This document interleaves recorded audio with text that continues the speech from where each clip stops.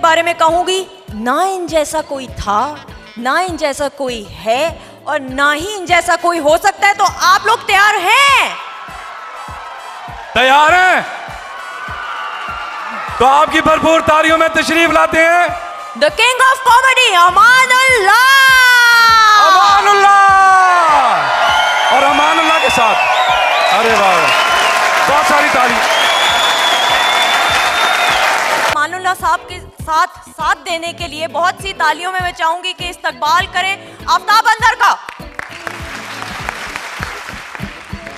Thank you very much Rambo साहब। माशाल्लाह Rambo साहब फूका बहुत मारते ने, ये नहीं अज तक पता लगे भरवाउंदा कित्थों ना। फैसलाबाद के बोल रहे हैं इको बहुत है। काका तय रोटी खादी हुई हुई हुई हुई हुई है, भुन्ने क्यों बैठे हुए मेरे घर के डाकू आ गए। हाँ जी। सारे घर की तलाशी ली, 1.5 घंटे बाद तलाशी लेंदे, बाद मैंने उठा के कहते उठ एला फड़ 2000 रुपया सवेरे रेडी रूडी ला को काम करे। इन्होंने पहली बारी जिंदगी च मोबाइल लिया, नाल कैंची लैके फिरन। मैं कहा जी ये काहदे वास्ते? कहते कोई काल कटनी भी पैंदी है। हज ते गए ने, हज ते गए ने तो वापस आए। मैं कहा जी उत्थे शैतान नूं वट्टे मारे सी। कहते यार रश बड़ा सी, मैं गालां गूलां कढ़ के आ गया। ये अबू भी गए सन, अबू ने शैतान नूं रोड़ा मारे। शैतान कहता स्टेल है, स्टेल है। दुनिया तो मैनू मारे, हुण मेरी औलाद भी मैनू मारेगी। मैं एक दिन पूछा, मैं कहा अमान साहब रोज़े रखते हो? कहते यार 2.5 मरले का मकान है, बच्चे रखा के रोज़े रखा। जिंदगी च एक बारी रोज़ा रखा। 2:30 बजे मैंने फोन करता, कहना मैं तोड़न लग्या। मैं कहा गुनाह होएगा, मगरब की अजान के नाल खोलना है।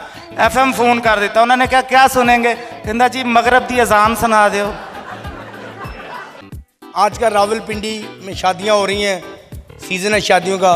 दूल्हा अपनी दुल्हन के कमरे में जाता है, उसका घूंघट उठा के, पोठवारी पंजाबी में अपनी बीवी के से क्या मुखातब होता है, घूंघट उठा के कहता है मां ना सियाने हो, मिकी ना सियाता तुसा की, हाँ ना तुसा ने खसम होने आओ। इकले नहीं काले अपनी फैमिली च।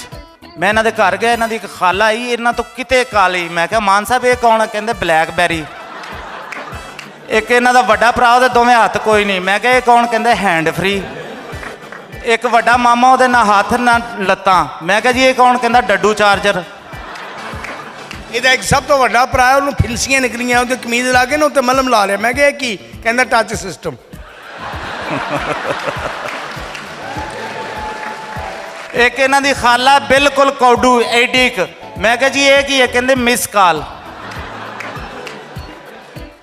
दुकान ते गए मोबाइल लैके, कहते यार ये नवे गाने पा दो। उन्हें कहा मैमोरी कार्ड है? कहता नहीं जी मेरे अबू का शनाख्ती कार्ड है।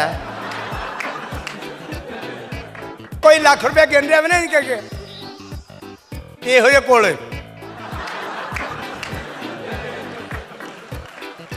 आप लाख रुपए की जाली नोटा की गड्डी लैके बैंक चले गए। कहते मेरे अकाउंट च जमा करा दो। उन्हें कहा नोट जाली है। कहता खैर है मेरे अकाउंट च ही पाने। Thank you.